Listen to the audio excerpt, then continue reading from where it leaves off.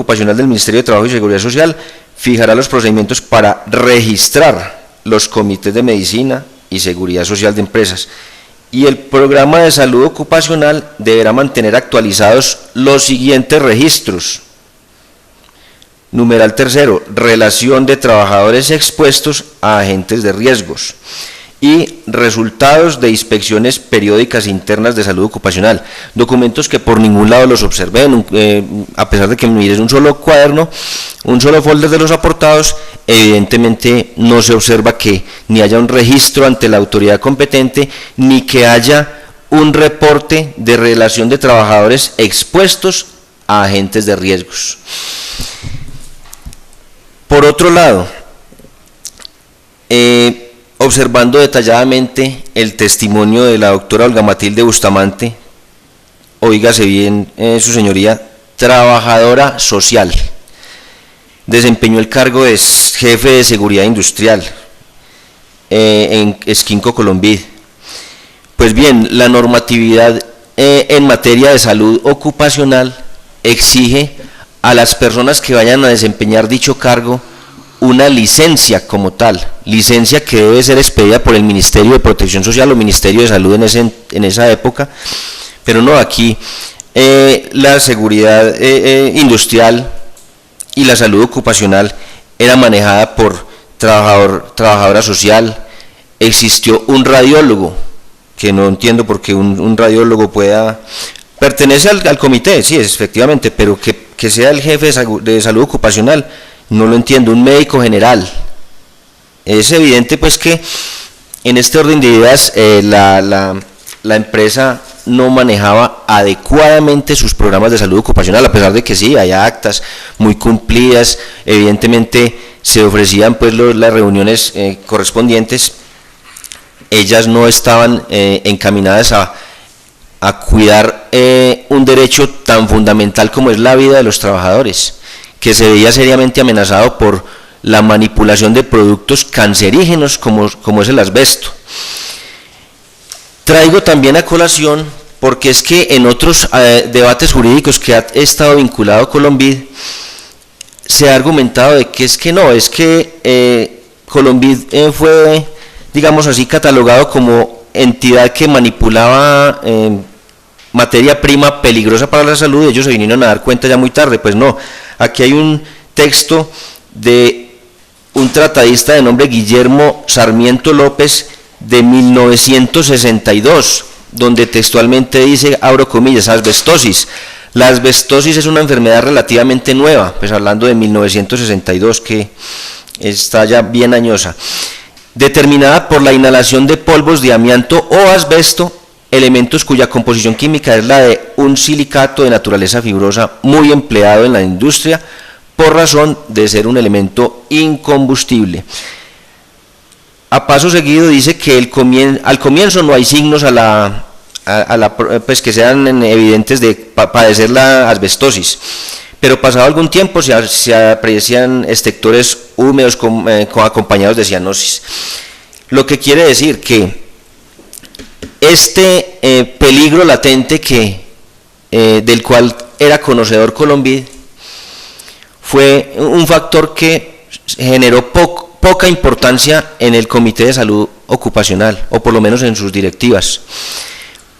Pues tan poca importancia generó que en las declaraciones que rindieron la doctora Olga Matilde Bustamante y el doctor Alberto Llano, fueron bastante enfáticos a referenciar las auditorías del FAS, del CEMSO, que es el comité ya pues como una auditoría a nivel latinoamericano de Costa Rica, y para mayor ilustración poseo algunas de ellas, y vaya auditorías en las que bien se evidencia la falta de cuidado en el manejo de esos elementos de protección y uso del asbesto, que solo por el corto tiempo que tengo para mis alegatos le voy a referenciar unas de ellas.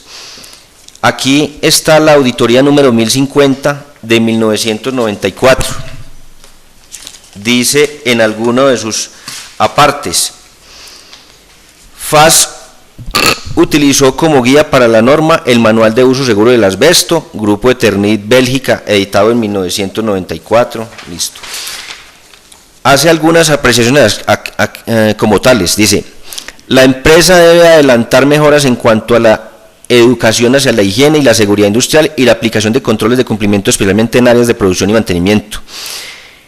Igualmente se debe insistir en aspectos como orden y aseo dentro de las plantas, funcionamiento de unidades de aspiración, control de escapes líquidos en mezclas, producción y manejo de pasta fresca, reducción de cortes de placa, fraguada y manejo de residuos. En la parte de organización se deben complementar los registros de exposición del personal y procedimientos para operaciones en riesgo. En resumidas cuentas, señora juez, aquí hay una cantidad de, digamos, de observaciones y de no conformidades que expresa la auditoría hecha por el FAS. Una de ellas dice: el equipo estacionario de recolección de polvo es ineficiente en las sierras. Igualmente se carece de sistemas eficientes de alto vacío, tanto estacionarios como para la bodega. Son innumerables las observaciones que hace el FAS. Auditoría de 1050 del 94. Pero bueno, uno diría, claro, es que todo no puede ser perfecto, pero vamos a mirar la del 95. Vuelve y hacen otra auditoría y resulta que en uno de los apartes dice: la planta no cumple con la legislación respecto a la emisión de agua industrial al círculo externo existente, alto nivel de ruido, una de ellas. Por acá en otra parte dice: no se utilizan abrasivos con o sin aspiración en el acabado de productos.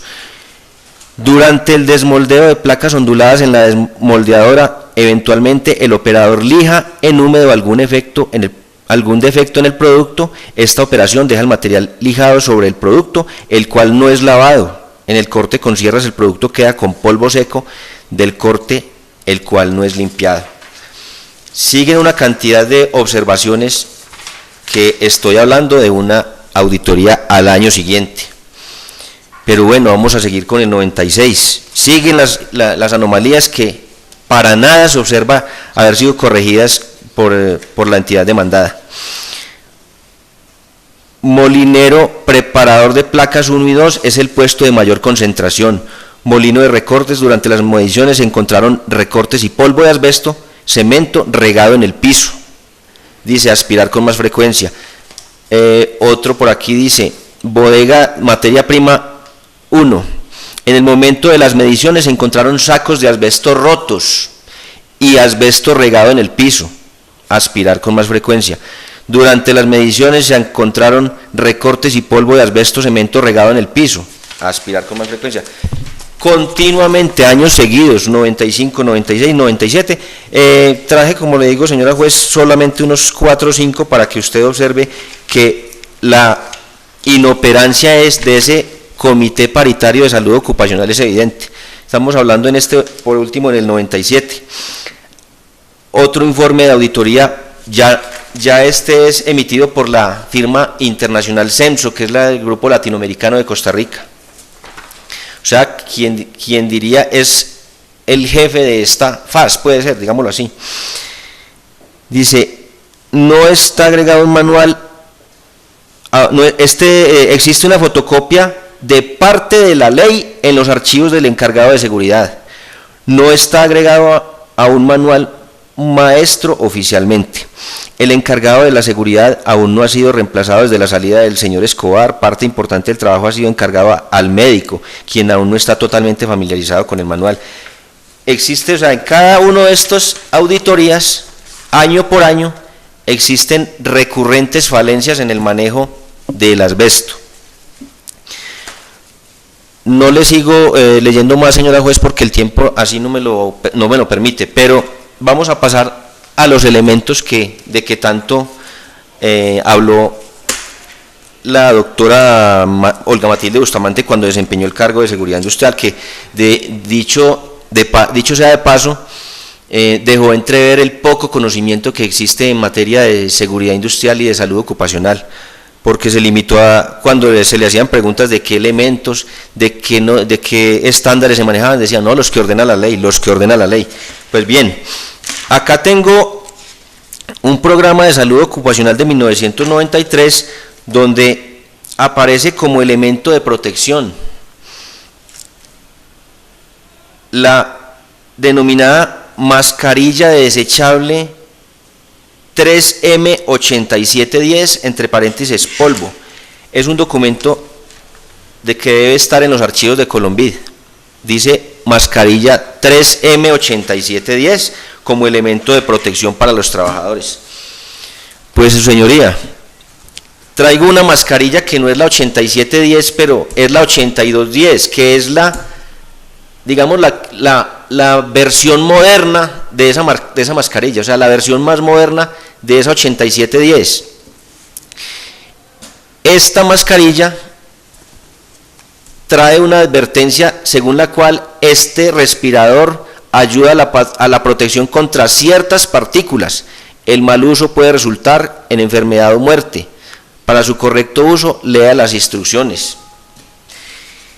No me explico cómo Colombid obtiene unos elementos que acá traigo los manuales de uso que trae todas las mascarillas, y en todas, coincidentemente todas de ellas trae no usar cuando manipule elementos con asbesto, no usar cuando manipule elementos relacionados con asbesto.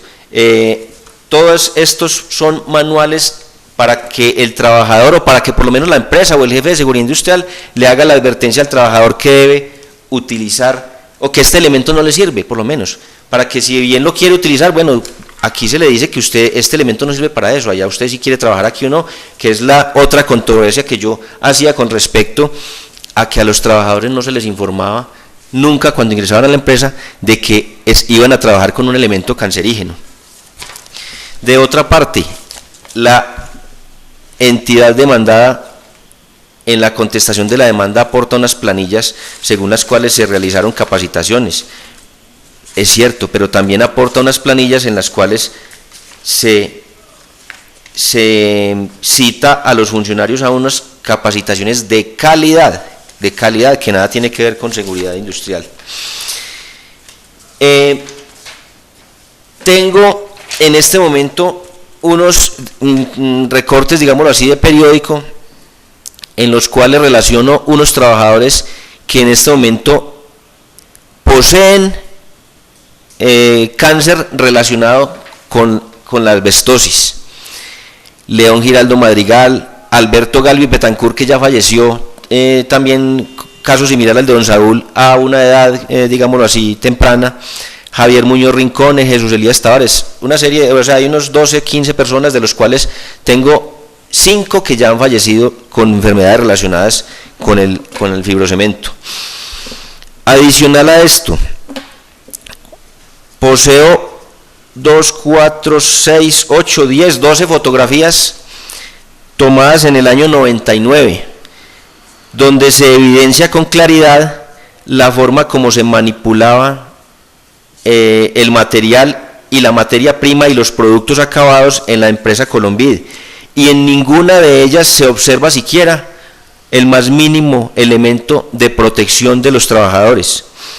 Fotografías que, si bien es cierto no fue posible aportarlas en el debido momento, traigo también a colación un pronunciamiento de la Corte Suprema de Justicia Sala Laboral en el expediente 31985, donde la Corte al respecto se pronuncia que en los juicios del trabajo los jueces gozan de libertad para apreciar las pruebas, por lo que, si bien es cierto, el artículo 70 impone la obligación de analizar todas las allegadas en su tiempo, estos también están facultados para escoger cualquiera de ellas sin sujeción a la tarifa legal alguna.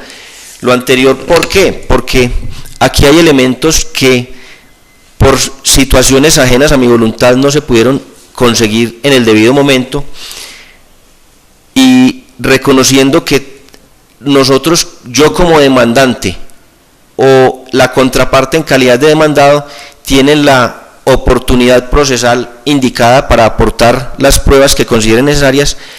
Diferente es el aplicador de justicia, como es usted, señora juez, la cual la Constitución le da facultades de, digamos, de agregar elementos probatorios que a usted la lleven a una, digámoslo, a un fallo en derecho que corresponda, porque aquí lo que se está evidenciando es de que Colombia está aportando unos documentos en los cuales, o por obvias razones, ellos no van a tener, no van a aportar documentos que arrojen falencias en su manejo de salud ocupacional.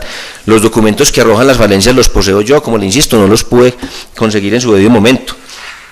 Aquí también aporto un documento en donde es de Colombia, Salud Ocupacional 1995-1996, en donde la parte introductoria expresa: los accidentes y enfermedades ocupacionales no constituyen hechos imprevisibles ni son producto del azar.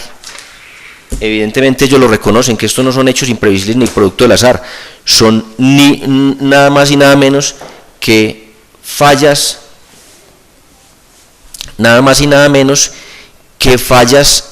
en el manejo de salud ocupacional de una empresa que por largos años estuvo vinculados a una serie de trabajadores que hoy vienen siendo objeto de una enfermedad que después de 20, 30 y hasta 40 años, como se ha comprobado científicamente, que es una enfermedad que puede despertar hasta después de 40 años de haber estado expuesto a la manipulación de sustancias cancerígenas. En ese sentido, su señoría, y no sin antes, digamos, recalcarle el pronunciamiento de la Honorable Corte Suprema de Justicia, en el sentido de que está a su sano criterio y a su estricta decisión de tener como elemento alguno de estos documentos, que desde ya lo pongo a su entera disposición.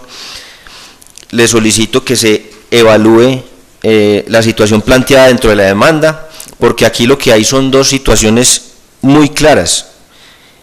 La primera, que no ha sido motivo de controversia por parte del demandado, que el señor Saúl Antonio Castañeda laboró para la empresa demandada, y eso no ha sido materia de controversia, no ha sido pues rebatido en esta audiencia. La segunda, que el señor Saúl Hernán Castañeda murió como producto de una enfermedad originada por asbestosis, enfermedad que fue dictaminada y catalogada como tal por la ARP en su momento, ahora ARL. Ahora, en este sentido habría que establecer la culpabilidad del patrono. Considero yo que esa culpabilidad está plenamente demostrada. Se considera que con estos elementos que he mostrado,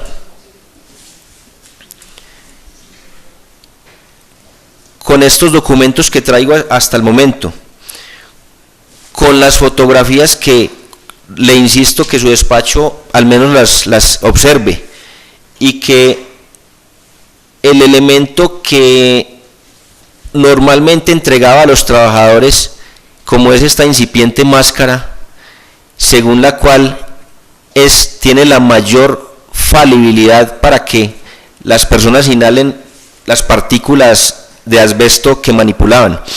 Entonces, con todo con todos estos documentos que tengo acá, considero yo que hay suficientes elementos para demostrar la culpabilidad del empleador en la generación de la enfermedad que le produjo la muerte al señor Saúl Antonio Castañeda. En esas circunstancias, y se me olvidaba, señora juez, advertirle que en el juzgado 39 administrativo de Bogotá cursa una acción popular de la firma La Linde contra el Ministerio de Protección Social, en donde también se recogieron versiones. Le voy a dar el radicado por si es de su interés, señora juez. El radicado es 2005-02448, en donde fueron citados precisamente y rindieron sus declaraciones el jefe de salud ocupacional de Esquinco Colombiad, el gerente de Colombiad y otras personalidades vinculadas con este proceso que aquí se ventila pues con el tema de salud ocupacional, y todos aceptan y argumentan en sus declaraciones, digamos que realmente la sustancia que se manipulaba es de alto riesgo, que existen, digamos así, elementos para uno establecer de que digamos que los elementos de protección que se le daban al trabajador no eran lo suficientemente idóneos para que pudieran prevenir esta enfermedad. Aquí también, entonces tengo en ese sentido, con relación a ese proceso, tengo 3 videos que de igual manera los pongo a su entera disposición, señora juez, para que a su criterio y a su sano juicio decida si los puede valorar o no.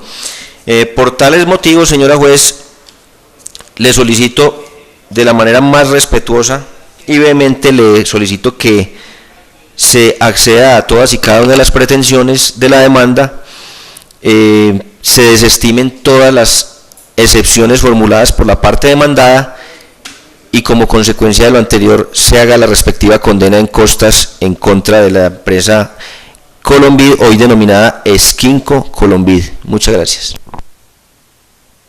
Se concede el uso de la palabra al apoderado de la parte demandada. Bueno, voy a centrarme, señora juez, en estos alegatos de conclusión, en lo que hay en el proceso, porque pues, yo entiendo que el debate probatorio hace rato fue clausurado. En primer lugar, vamos a centrar en 3 aspectos. En primer lugar, un tema que es vital y clave al momento de enfrentar este tipo de demandas, que es el relacionado con los perjuicios indemnizatorios. Entonces, el primer punto que tomo es la culpa patronal. La demanda se fundamenta en el artículo 16 del Código Sustantivo de Trabajo, que dice: cuando exista culpa suficiente comprobada del patrono en la ocurrencia del accidente de trabajo o en la enfermedad profesional, está obligado a la indemnización total y ordinaria de perjuicios. Y hace énfasis en la culpa suficientemente comprobada del patrono. Esta reclamación de perjuicios no se hace basada en el riesgo laboral, que ha sido como la parte que los testigos que yo coloqué, que la parte demandada colocó, ha buscado la parte demandante. Aquí no estamos discutiendo el riesgo laboral. En toda actividad hay un riesgo, eso no se discute.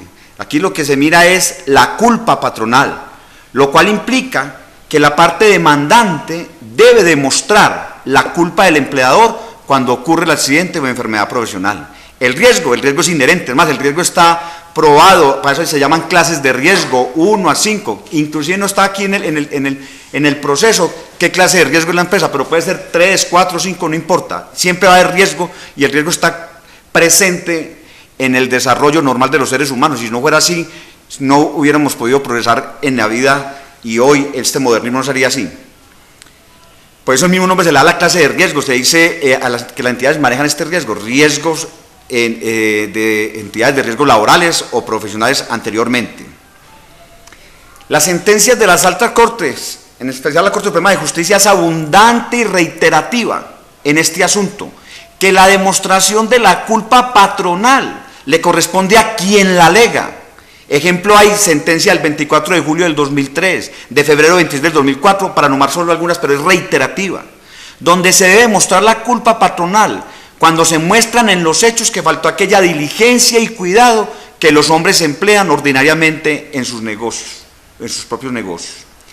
La demanda de los familiares del señor Castañeda no plantea ni demuestra cuál fue la culpa del patrono, y simplemente en una enunciación genérica y con fundamentos no ciertos, plantea con premisas no verdaderas como que existió unas demandas y condenas por estos hechos, cuando en ningún momento dice en dónde, en qué lugar y por qué cantidades, y cuando testimonialmente se demostró que no ha existido esas condenas, o sea, partiendo de premisas falsas.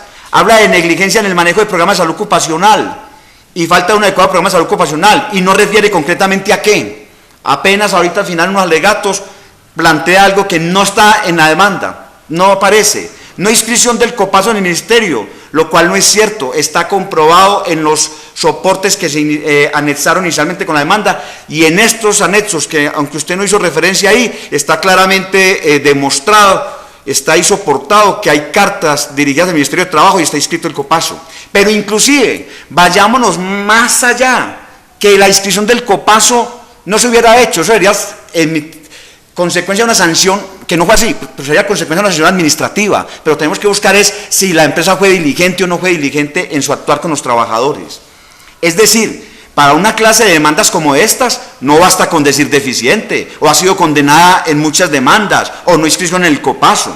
Ellos son simples aseveraciones. Se debe demostrar cuál es la deficiencia, cuál fue la negligencia, en qué falló la empresa, situación esta que no aparece en ningún momento ni en el escrito, ni con los fundamentos probatorios, razón por la cual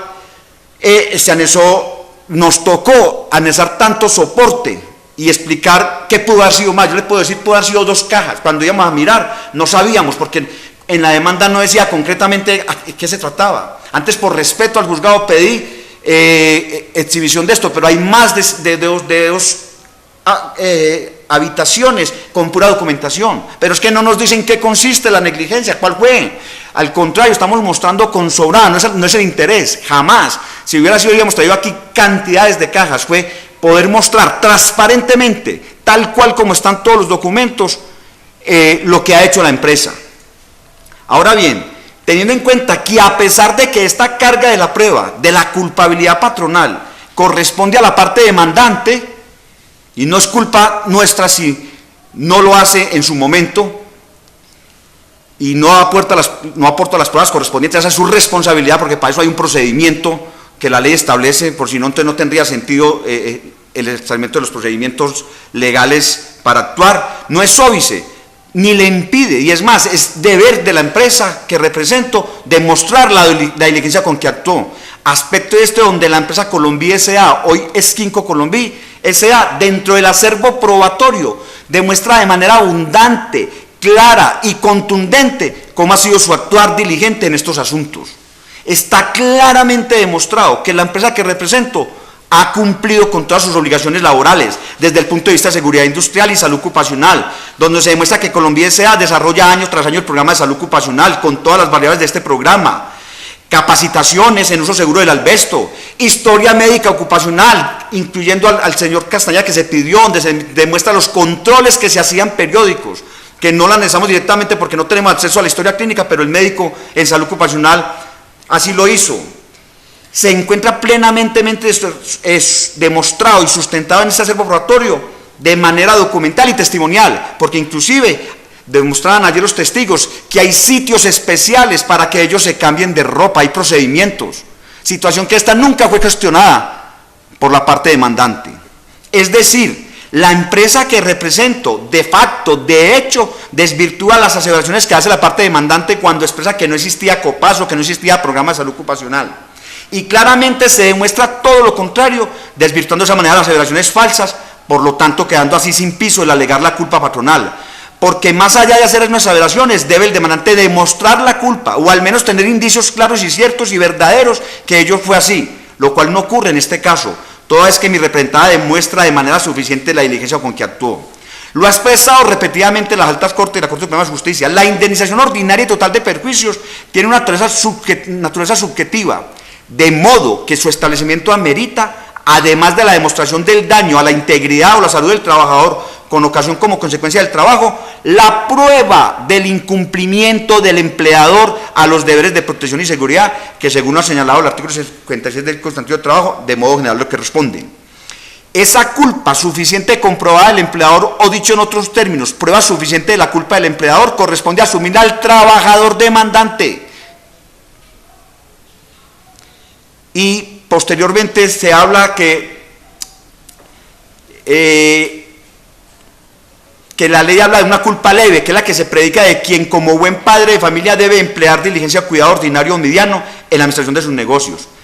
Aquí la empresa que represento, Colombia S.A., hoy Esquinco Colombia S.A., cumplió con todo lo expresado en la normatividad laboral, inclusive concordante con lo que habla el literal A del artículo 2 del decreto 1295/1994, el cual establece como objetivo del Sistema General de Riesgos Profesionales establecer las actividades de promoción y prevención tendientes a mejorar las condiciones de trabajo y salud de la población trabajadora, protegiéndola contra los riesgos derivados de la organización del trabajo que puede afectar la salud individual o colectiva en los lugares de trabajo tales como los físicos, químicos, biológicos, ergonómicos, psicosociales, de saneamiento y enfermedad profesional. Existen mediciones, programa de salud ocupacional, COPASO, controles periódicos según la historia clínica, capacitación, es decir, está documental y testimonialmente demostrado el actuar diligente de la empresa que representa en estos asuntos. Finalmente, frente a estos aspectos es importante precisar cómo quedó evidenciado con los testigos en este proceso, que solamente han ocurrido 4 o 5 eventos como la que ha sido por la parte demandante, en más de 2.000 empleados que han pasado por la empresa en estos 40 años de la misma. Es decir, corrobora esta cifra y concuerda no en vano con todas las actividades que en tal sentido ha desarrollado la empresa que represento en el tema de salud ocupacional y seguridad industrial, que ha actuado con la debida diligencia en este asunto. Es decir, 4 personas en un universo de una población de 2.000 personas en más de 40 años es mínimo, que ocurren situaciones que, como en el caso del señor Castañeda, tampoco se pueden desconocer, que existen otros elementos que pueden afectar la salud del señor Castañeda, como puede ser su hábito al tabaquismo, que está comprobado en el expediente, que ha fumado por más de 20, 22 años. También está demostrado, aquí hay otros elementos, y existen otros elementos que pueden causar o agravar una enfermedad, como el cáncer, como son las circunstancias de salud, los hábitos de vida, su constitución física, su conformación genética, que van más allá de las actividades laborales de la empresa. Hay gente, en un momento determinado, que fumando les da cáncer, otros que fumando no les da cáncer y otros que no fuman y también les da un cáncer en el pulmón. O sea, hay a veces circunstancias genéticas, uno tiene que mirar el universo, la proporcionalidad, y en ese sentido han ocurrido mínimas elementos o mínimas personas con este tipo de enfermedades. Concluyendo entonces este punto, que es el más extenso, no está demostrado la culpa patronal, y sí está demostrado la diligencia y las actividades que hacía y hace la empresa que represento en los asuntos de salud ocupacional, seguridad industrial e higiene ocupacional, por lo cual de hecho no debe prosperar en ningún sentido la reclamación de la parte demandante. La carga de la prueba corresponde al accionante en tal sentido, y el que haya impetrado una demanda sin los elementos probatorios correspondientes es de su plena responsabilidad. No le puede pasar ahorita la responsabilidad al juez a nosotros, eso es su plena responsabilidad, porque está partiendo de hacer una reclamación sin tener la prueba correspondiente para demostrar unos perjuicios, simplemente haciendo aseveraciones sin pesos probatorios, aseveraciones que se vuelven temerarias, desconociendo todas las actividades que en salud ocupacional ha realizado la empresa que represento y que están demostradas en el proceso, razón por la cual se debe exonerar de todas estas pretensiones a la empresa que represento, y donde en sus alegatos la parte se ha dedicado simplemente a cuestionar lo que se ha hecho, pero que se ha hecho y está demostrado. El segundo punto en este alegato es que quiero expresar, aparte de la culpa patronal, son los perjuicios morales. La sentencia del 29 de noviembre de 1982 de la Corte Suprema de Justicia, Sala Laboral, dice, entre otros, si el accidente de trabajo se produjo por culpa imputable al patrón, en este caso pues accidente de trabajo o enfermedad profesional, le corresponde al trabajador demostrar el accidente de trabajo, la culpa del patrono y la existencia de perjuicios y el valor de estos. No existe probatoriamente, y válgame la redundancia, la existencia de los perjuicios que se le causó a la familia del señor Castañeda, sin desconocer que la muerte de un ser querido, cualquiera sea su causa, cualquiera sea su edad, no deja de causar por sí misma un dolor como es la pérdida de ese ser querido, y de los que hemos vivido y padecido esa situación entendemos esa tristeza y pesar que deja la partida y despedida de un ser amado en esta vida terrenal. Siempre ocurre un duelo, más tratándose de un buen ciudadano y ser humano como el señor Saúl Castañeda. No en vano trabajó por largo tiempo hasta lograr su pensión, lo que demuestra simplemente con este hecho que su calidad como persona, como trabajador y como ciudadano cuando tuvo su presencia aquí física en esta vida terrenal. Pero con el debido respeto, y no está la familia, pero queda la grabación, y disculpas de antemano a la familia del señor Castañeda, que no está presente, pero que puede ver esta grabación, me permito expresar que más allá del duelo natural que comenté, no existe probatoriamente cuál fue el perjuicio que causó su partida. Económico no pudo ser, porque tenía una pensión, reiterando además que la muerte del señor ocurrió a los 67 años, cercano a la edad promedio de vida en Colombia, que está entre 68 y 69 años. Es decir, un estado de edad ya avanzado, aunque no existe edad suficiente que uno pueda reclamar para un ser querido. Todos queremos más y más años y no hay edad suficiente. Ahora bien, si se trata de perjuicios morales, como es la de la angustia, la depresión, los aspectos psíquicos, si son los daños subjetivados que los que está reclamando la parte demandante, no existe probatoriamente cuál fue el perjuicio, más allá del dolor como el que expresé, el que causó la partida del señor Castañeda a su familia. No hay pruebas de tratamientos médicos, psiquiátricos, etcétera, que demuestren cuál fue el perjuicio causado. Máxime que con los hijos del señor Saúl Castañeda, ellos todos son mayores de edad, con hogares ya constituidos, con hijos, lo cual per se o por sí mismo hace menos traumático el fallecimiento de un ser querido, aunque no por ello implique que no haya dolor. Pero necesariamente, si este hecho causa o causó algún perjuicio a la familia, el mismo debe ser demostrado y probado, lo cual no ocurre en este proceso, por lo cual tampoco debe prosperar las pretensiones de la parte demandante. Finalmente, no quiero dejar pasar estos alegatos para hablar sobre el acta de transacción, que, concluyendo, después de haber escuchado varias veces el pronunciamiento del tribunal, le da plena validez, tanto aquí en primera y en segunda instancia, le dan plena validez al documento, totalmente. Le dan plena validez, simplemente que en su interpretación pues no quieren cercenar la posibilidad de que la familia pueda reclamar. Sin embargo, probatoriamente le da ese documento todos los visos que tiene. Ahí ya un tema de discusión, si la idea era evitar con la sesión previa que no se desgaste el aparato judicial en este sentido. No obstante, en la demanda está solicitado que se tenga también todo ese documento al momento del juicio, en un momento determinado, pues por cualquier circunstancia. Y ayer le preguntaban al testigo, el doctor Llano, ¿por qué? Que tampoco es un fundamento ni prueba para, que así lo pretendía hacer el demandante, de reconocer alguna culpabilidad, para nada.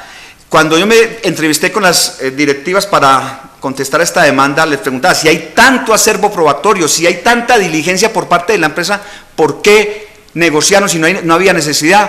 Y me lo contestaron simplemente, porque era un reconocimiento en vida a la labor del señor Castañeda. Y ellos decían, dado que padecía un cáncer, ellos por gratitud y aprecio le reconocían un dinero para que hiciera uso de él en vida, favoreciendo con ello también a su grupo familiar, más allá de evitar un conflicto. Claro, y obviamente que al darse un dinero, pues las sociedades jurídicas tienen que justificarlo y también de esta manera pues formalizar como un documento como se hizo en la transacción, pero era más un reconocimiento al señor Castañeda. Por todo lo anterior, señora juez, solicito que se exonere totalmente a la empresa que representó Colombia S.A., hoy es Quinco Colombia S.A., de todas las pretensiones y reclamaciones económicas que ha hecho la parte demandante, y obviamente pues sobrará decir que me opongo a cualquier consideración de tipo probatorio que no lo hizo en su momento cuando era su responsabilidad hacerlo la parte demandante que tiene su oportunidad legal en el debate probatorio. Una vez escuchadas a las partes en sus alegaciones respecto de la solicitud que efectúa el apoderado de la parte demandante, a la misma no es posible acceder. Bien es cierto, él trae a colación una providencia de la Corte Suprema de Justicia, pero como él mismo leyó de la parte, habla de que el juez puede escoger entre las varias pruebas que se hayan allegado. No es posible allegar unas nuevas porque, como bien se sabe, en materia laboral las etapas son preclusivas. Las oportunidades para aportar pruebas son taxativas y están expresamente señaladas en la ley, con la demanda, con la contestación o para en la audiencia en la que se resuelven las excepciones previas para probar, y solo con el fin de probar las excepciones. No existe otra oportunidad probatoria para llegar pruebas, además que no sería posible en este momento entrar a aceptar nuevas pruebas con detrimento de del derecho de defensa de la parte contraria, pues ya en esta instancia no tendría oportunidad de rebatirlas y controvertirlas, como sería el derecho constitucional de defensa, que toda prueba debe ser puede ser controvertida, y por esa razón entonces no es posible acceder a que se alleguen estas pruebas ya en esta etapa de los alegatos. Una vez revisadas las actuaciones que hasta el momento se han adelantado, no se observa ninguna causal de nulidad que pueda invalidar las actuaciones que se han desarrollado, y que se encuentran reunidos también los presupuestos procesales necesarios para despachar la instancia, como lo son la capacidad de las partes, la competencia del despacho y la oportunidad procesal. En consecuencia, entonces, se decreta un receso para proferir el fallo respectivo